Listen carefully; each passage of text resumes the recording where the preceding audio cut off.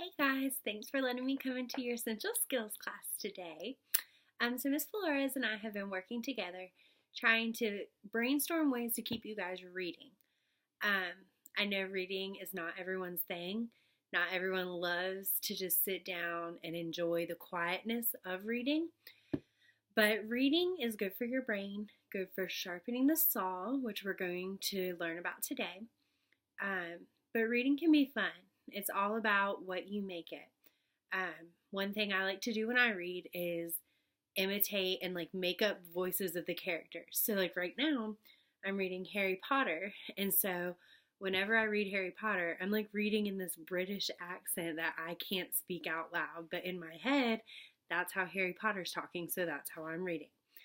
So what we're going to do, we're going to read some in your 7 Habits book. So we're on page 216, I think. Yes, 216 is about caring for your brain. Okay, so don't worry about my room. Here, I'll show you. I'm sitting on the floor in my bedroom right now. You can see my shoes and my closet and my dresser. I'm just down here chilling. And if I start crying during this video, that's because we just watched the Panthers game, and that was so sad. But anyways, before I start, hold on, because I need to get my computer charger.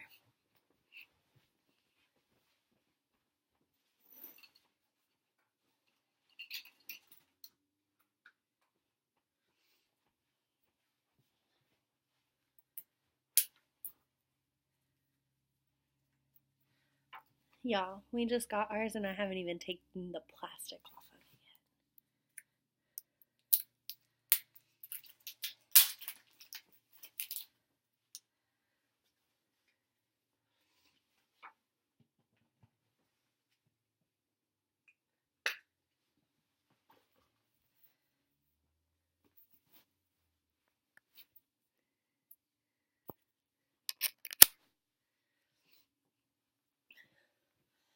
Okay.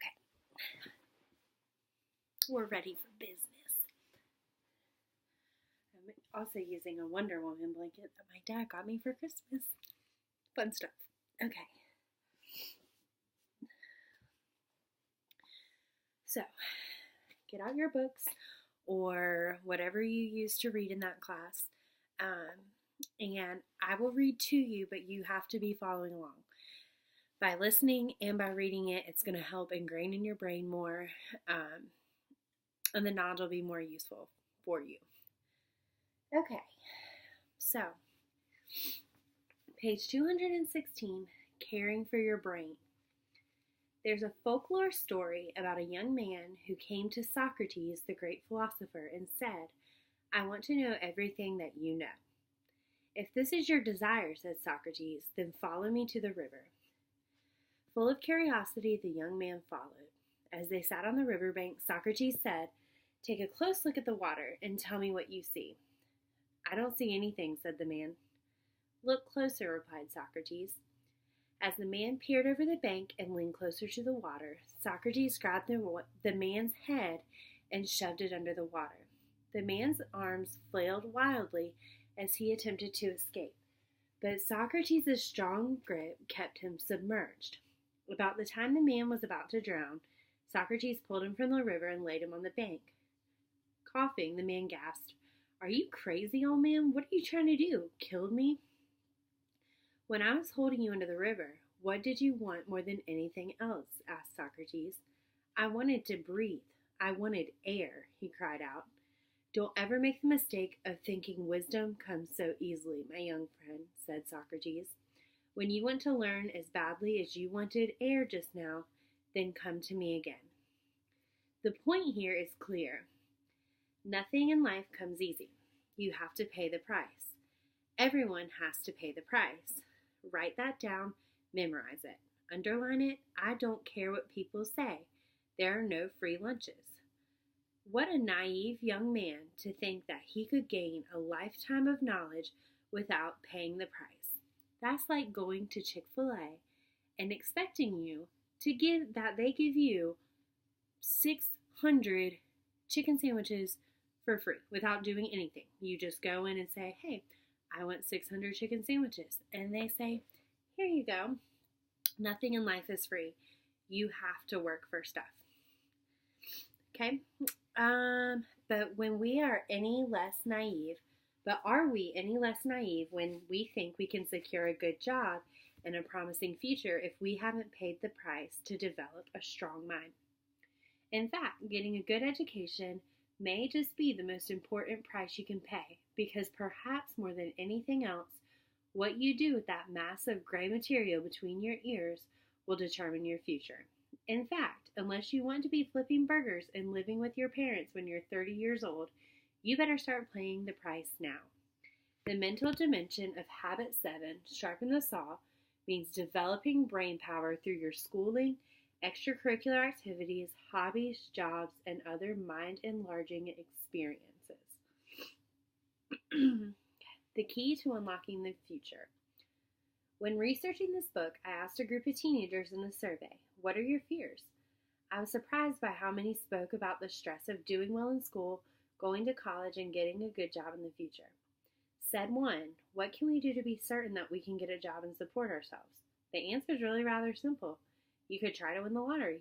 Your chances of doing that are about 1 in 175 million. Or you could develop a good and educated mind. By far, this offers your best chance of securing a good job and making a life for yourself. AKA, don't rely on the lottery. Learn stuff in your mind, get smart, and use your education. What does it take to have an educated mind? It's more than earning a diploma, though that's an important part of it. It's more than looking up a fact on Wikipedia, then thinking you're the expert. An educated mind is like a well-conditioned ballerina. A ballerina has perfect control over her muscles. Her body will bend, twist, jump, and turn perfectly according to her command. Similarly, the educated mind can focus, synthesize, write, create, speak, analyze, imagine, and so much more. To do that, however, it must be trained. It won't just happen automatically. I'd suggest you get as much education as you can.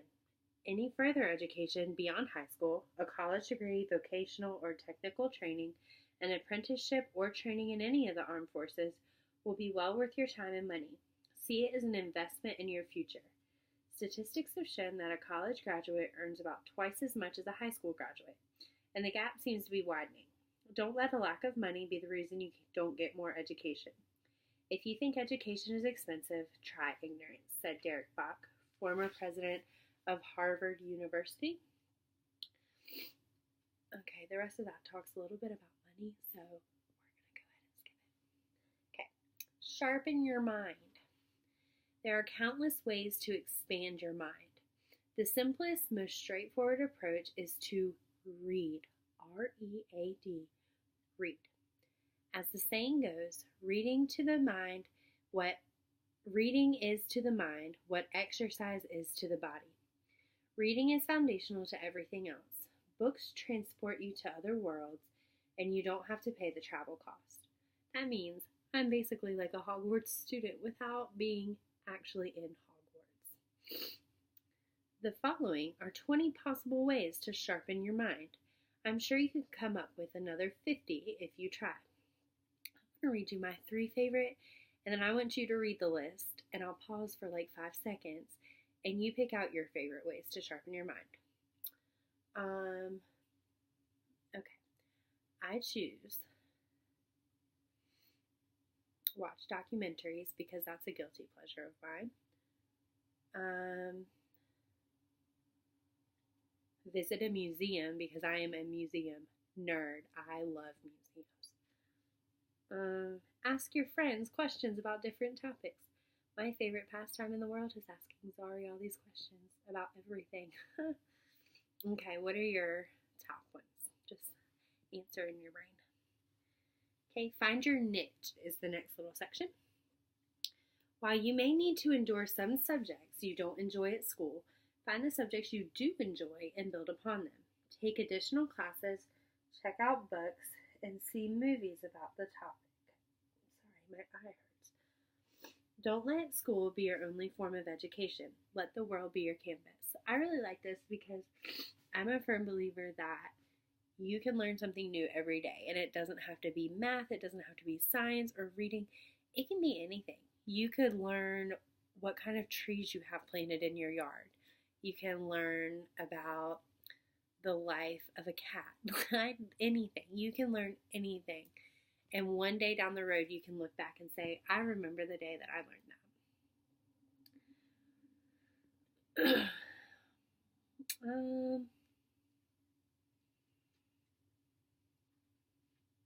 Okay, this next part's a little neat because it talks about Einstein.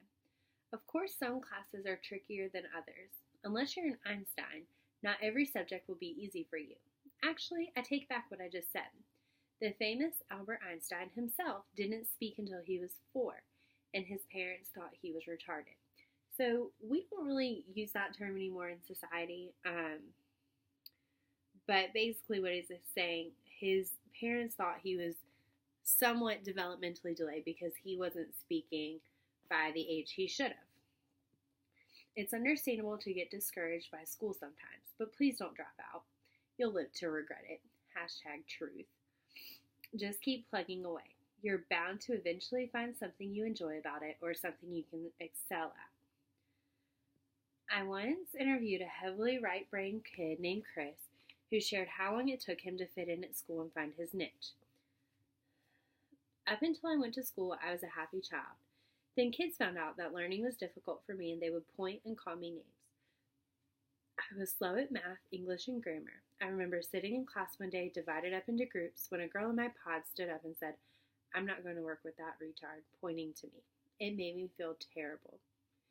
Through grade school and middle school, I could hardly read. A professional came to our home one day after putting me through a number of tests, told my mother that I would never be able to read. My mother was so angry that she told him to leave the house. Years later, as a new high school student, I picked up a science fiction book one day, and to my surprise, it was suddenly easy to read. The stories in the book stimulated my imagination, and then the words weren't words anymore and became pictures in my head, and I started to read other books and got really excited about reading and learning. I started speaking better and using larger words. It was about that time that I began to excel at the arts.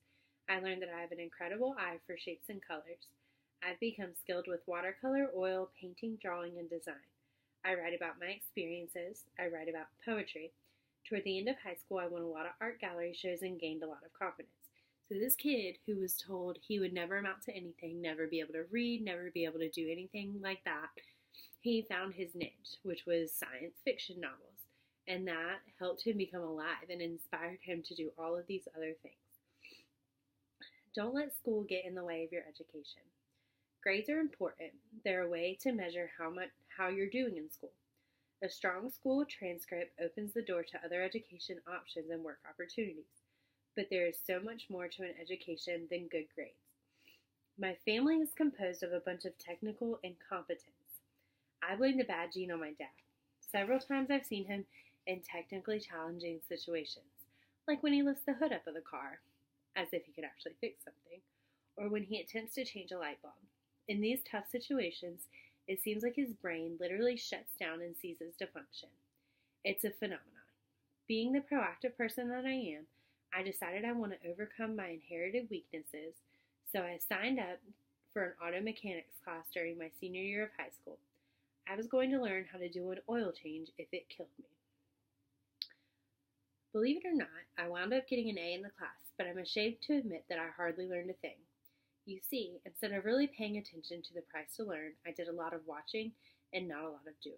I never did my assignments, and I crammed for all of the tests, only to forget what I had learned 2 hours after taking them. I got the grade, but I failed to get an education. Although grades are important, learning is more important, so make sure you don't forget why you're in school to begin with. Over the years, I've seen people sacrifice their educations for so many stupid reasons, like in thinking they don't need an education, or becoming obsessed with a part-time job, a girlfriend, a car, or a band. I've also seen many athletes sacrifice their education on the altar of sports.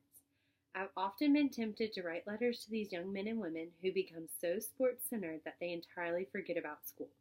In fact, I actually wrote one to an imaginary athlete, though it applies to anyone who needs to be convinced that it's all about the mind. Okay, I'm really excited to read this letter to the unknown athlete because I've actually never read this letter before, but this past page reminds me so much of my brother, and I know that some of you who are in my class, you've heard me talk about my brother before and how he hated school and he didn't do his homework, he made really bad grades, he just didn't enjoy school. I mean, don't get me wrong, he is the smartest person I know, but he has to work, he knows it, but he has to work. So he just does not, school's not his thing. But the one thing that got him through school was sports. So I'm really interested to see what this letter says. I'm trying to find a picture of my brother that I can show you.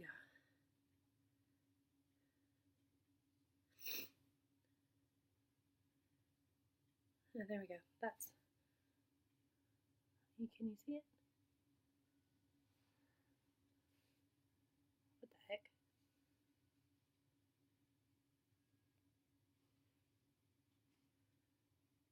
I don't know why that's not working. Well, anyways. There we go. That's my brother and his girlfriend. But sports was the one thing that got him through. So I'm really interested to see what this says. Pause the video for like 2 seconds. I'm going to get ready for this next part.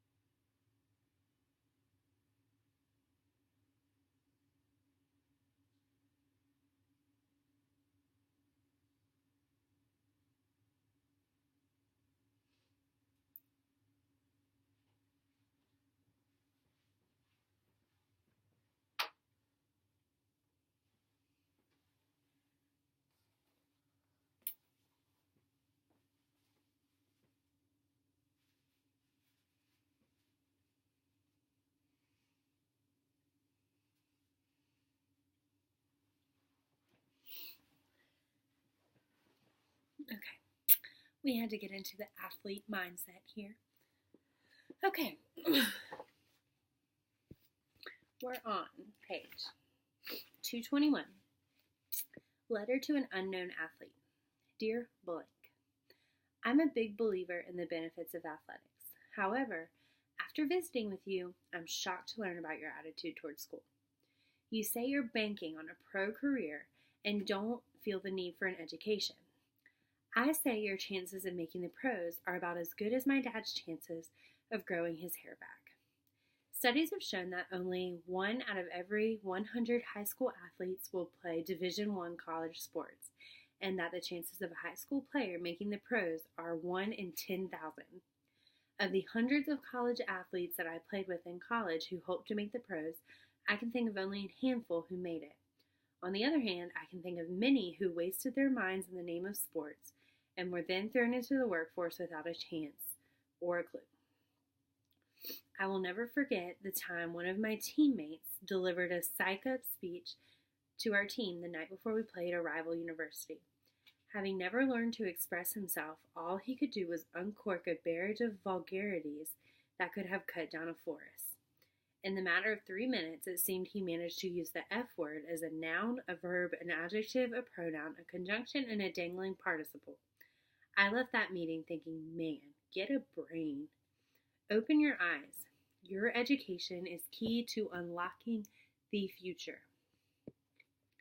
You say you don't like school? I say, what does that have to do with it? Does anything good in life come easy? Do you like working out every day? That's a no for Miss Bull. Does a medical student enjoy studying for 4 years? Since when does liking something determine whether or not you should do it? Sometimes you just have to discipline yourself to do the things you don't feel like doing because of what you hope to gain from it. You say that you try to sit down and study but can't because your mind wanders. I say that unless you learn to control your mind, you won't amount to squat. It's one thing to train your body to perform at peak levels. It is quite another to control your thoughts, to concentrate for sustained periods, to synthesize, and to think creatively and analytically. At times, saying I try is a lame excuse. Imagine how absurd it would sound if I asked you, are you going to eat today or are you going to try to eat? Discipline yourself to do the thing. You say you can't get by without studying, that by cramming and finding ways to beat the system you can pass. I say you reap what you sow. Can the farmer cram? Can he forget to plant crops in the spring, loaf all summer long, and then work real hard in the fall to bring in the harvest? Can you improve your bench press by lifting weights once in a while? Your brain is no different than your bicep. To improve the strength, speed, and endurance of your mind, you must work it out. There are no shortcuts. Imagine 5 sets of hands. One set belongs to a concert pianist who can enthrall audiences with beautiful renditions of the classics. Another set of hands is an eye surgeon who can restore lost vision through microscopic surgery. Another to a professional golfer who consistently makes the clutch shot under pressure. Another to a blind man who can read tiny raised markings on a page at incredible speeds. Another to an artist who can carve beautiful sculptures that inspire the soul. On the surface, the hands look the same, but behind each set are years and years of sacrifice, discipline, and perseverance. These people paid a price. Do you think they crammed? One of my biggest regrets in life is that instead of reading 100 novels during high school, I read a bunch of Cliff Notes summaries. In contrast, I have a friend who during his teen years must have read hundreds of books. His brain can bench press over 400 pounds. Now, decades later, I'd cut off 2 toes for such a brain. If you don't pay the price, you may earn a degree but fail to get an education. And there's a big difference between the two. Some of our best thinkers were degreeless, self-educated men and women. How did they do it? They read. It's only the single greatest habit you could ever develop, yet few do it regularly. And many stop reading and learning when they finish school. That spells brain atrophy. Education's a lifelong pursuit. Those who don't read is no better off than the person who can't. You say you live for today and don't think about the future. I say the major difference between you and your dog is that you can think about tomorrow and he can't. Don't make long-term career decisions based on short-term emotions, like the student who chooses his or her major based on the shortest registration line. Make decisions with the end in mind.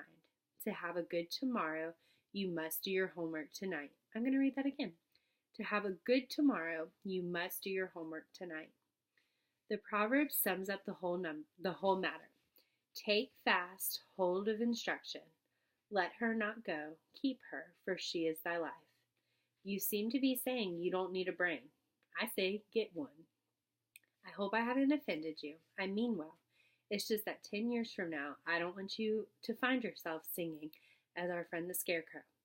I would not be just a nothin', my head all full of stuffin', if I only had a brain. Think about it, Sean. Okay. So I want you to skip to page 226. And it talks about mental barriers. So barriers are things that it's like a stop sign or a roadblock in the way. It's something that gets in the way of you doing something. So there are a few barriers to overcome when you're expanding and building up your brain. Here are 3 to consider. Screen time. Screen time is any time spent in front of a screen. It could be a TV, it could be a phone, it could be a laptop, it could be a tablet, it could be a video game. Anything like that is screen time. Some is healthy, but not too much time. The average teen watches more than 20 hours of TV a week. That's 43 days a year, a total of 8 years over a lifetime.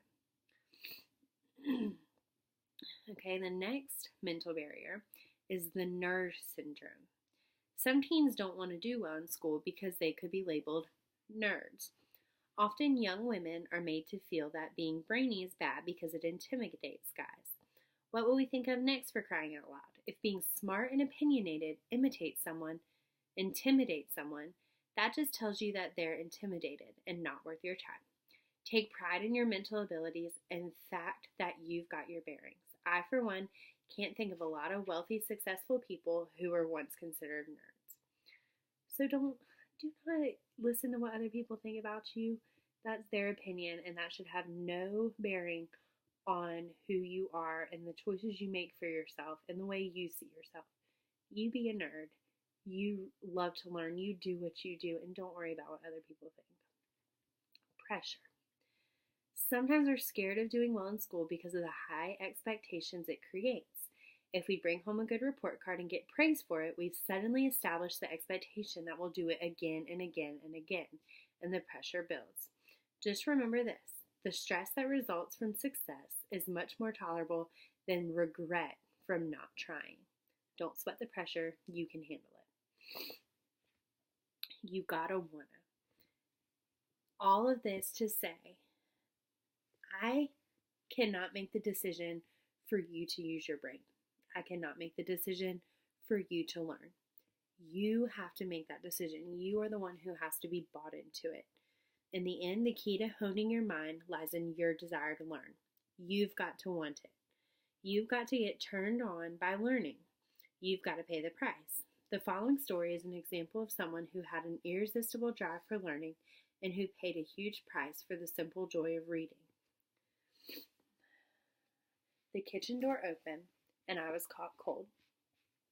It was too late to hide the evidence. The proof was open.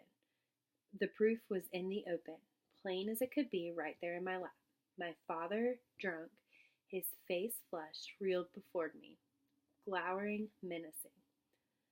My legs started to tremble. I was 9 years old. I knew I would be beaten. There could be no escape. My father had found me reading. An alcoholic like his parents before him, my father had hit me before many times and harder, and in the years that followed he would hit me again many times and harder until I finally quit high school at 16 and left home. His persistent rage about my reading when I was a boy, though, frustrated me more than all other abuse. It made me feel that in the jaws of a terrible vice because I could not stop reading.